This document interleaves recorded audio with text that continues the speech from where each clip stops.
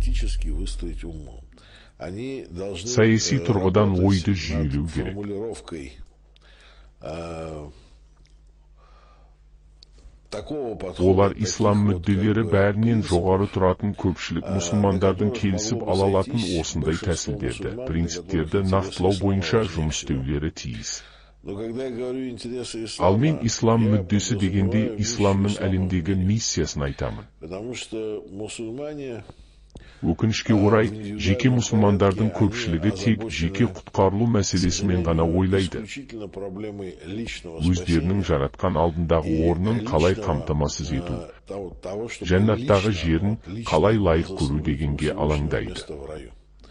И они думают, что если есть вот такой набор Олар кейде действий, орындауға которые они тиісті осуществляют, іс-әрекеттердің написано, жиынтығы да, бар болса, то они қалған барлығын так сказать, елемеуге могут болатын деп игнорировать всё есептейді. остальное, и другие вопросы их не касаются. Они, видимо, Мүмкін просто олар не читают Құранды қайта Коран, оқымайды, немесе или оқыса да читают, оның понимают, мағынасын что там түсінбейді. написано, игнорируют сунну Олар пророка, пайғамбарымыздың, сәллаллаху алейхи уа сәлләм, суннасын елемейді.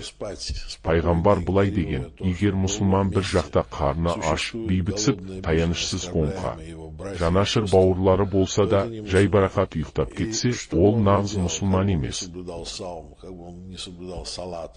Қай амалды орындаса да, оразасын ұстаса, намазын дәл уақытында оқыса, бәрі де оны құтқармайды.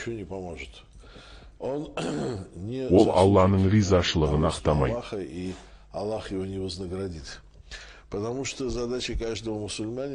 Әрбір мұсылманның міндеті жаратқан тапсырған мақсаттар мен міндеттерді іске асыру үшін күресу.